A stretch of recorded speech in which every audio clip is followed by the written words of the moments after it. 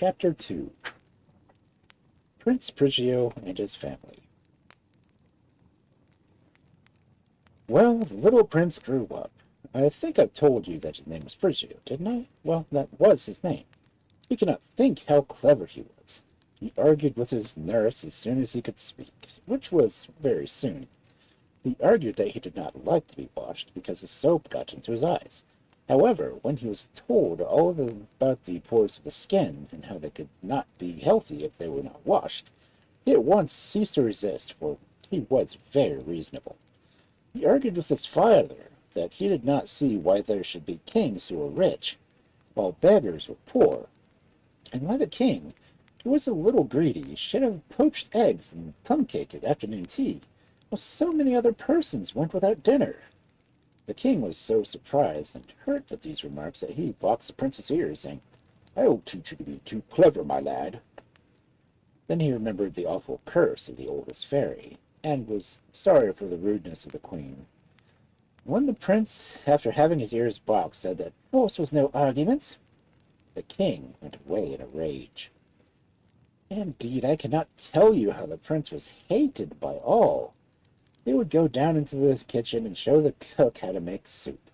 He would visit the poor people's cottage and teach them how to make the beds, and how to make plum pudding out of turnip tops, and venison cutlets out of rusty bacon. He showed the fencing master how to fence, and the professional cricketer how to bowl, and instructed the rat catcher in breeding terriers. He set sums to the chancellor of the exchequer, and assured the royal astronomer that the sun does not go around the earth. Which, for my part, I believe it does. The young ladies of the court disliked dancing with him in spite of his good looks, because he was always asking, "Have you read this?" and "Have you read that?" When they said they hadn't, he sneered, and when they said they had, he found them out. He found out all his tutors and masters in the same horrid way, correcting the accent of his French teacher, trying to get his German tutor not to eat peas with his knife. He also endeavored to teach the Queen Dowager, his grandmother, an art with which she had long been perfectly familiar. In fact, he knew everything better than anyone else, and the worst of all was that he did.